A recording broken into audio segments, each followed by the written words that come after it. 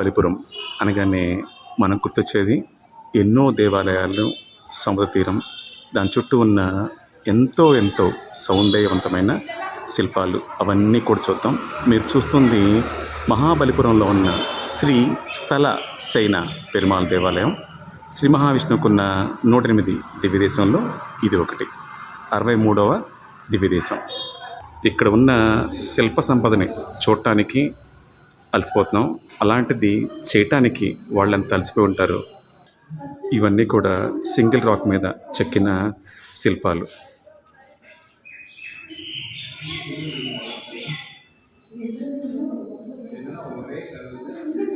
పాలు పితుకుతున్న గోపాలురు.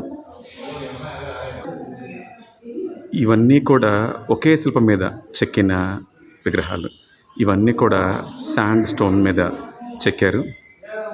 ఇవన్నీ చెక్కి తీసుకొచ్చి పెట్టినవి కాదు, ఇక్కడ ఆల్రెడీ సెల్లు ఉంటే వాటిపైన శిల్పాలు చెక్కారు. ఎంతో ఎంతో అందమైన శిల్ప సంపద. ఒక చిన్న మిస్టేక్ అయినా కూడా కంప్లీట్గా వేస్ట్ అయిపోతుంది. అలా జరగకుండా స్వామివారి మెడలో ఉన్న జంజాన్ని కూడా మీరు చూడొచ్చు. ఈ ఘట్టం గోవర్ధనగిరి ఘట్టం. శ్రీకృష్ణ భగవానుడిని మీరు చూడొచ్చు. హరే కృష్ణ హరే కృష్ణ కృష్ణ కృష్ణ హరే హరే. శ్రీకృష్ణ భగవానుడు 7వ సంవత్సరంలో ఉన్నప్పుడు అక్కడ ఇంద్రుడికి పూజలు చేసేవారు.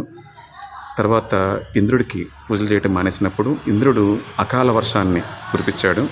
అప్పుడు మధుర ప్రజలందరూ కూడా వర్షాలతో ఎంతో ఎంతో ఇబ్బంది పడుతుంటే అప్పుడు గోవర్ధనగిరి ఎత్తి శ్రీకృష్ణ భగవానుడు అక్కడ ఉన్న వారందరినీ కూడా కాపాడాడు. ఆ మధురాతి మధురమైన ఘట్టాన్ని ఇక్కడ చక్కగా చెక్కారు.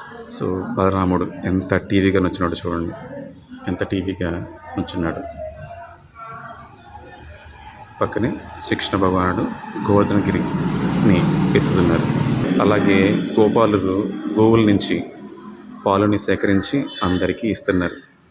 ఇంత మధురమైన ఘట్టాన్ని చెక్కిన పల్లవరాజులకు, చెక్కిచ్చిన పల్లవరాజులకు, చెక్కిన శిల్పులకు నిజంగా మనం ఎప్పుడూ రుణపడి ఉంటాము. ఇంతటి చక్కటి దృశ్యాన్ని చక్కగా ఎక్కడా కూడా ఒక చిన్న మిస్టేక్ కూడా లేకుండా చెక్కారంటే వారి నైపుణ్యానికి, వారికున్న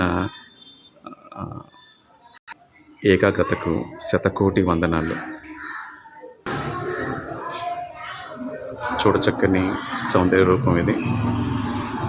ఈ మధురాతి ఘట్టం శ్రీ స్థల శయన పెరుమాళ్ దేవాలయానికి వెనక భాగంలో ఉంటుంది ఈ కేవ్లో. తప్పకుండా మీరు ఈ అద్భుతాన్ని చూడగలరు. ఈ మధురాతి ఘట్టాన్ని మీరు కూడా చూడగలరు.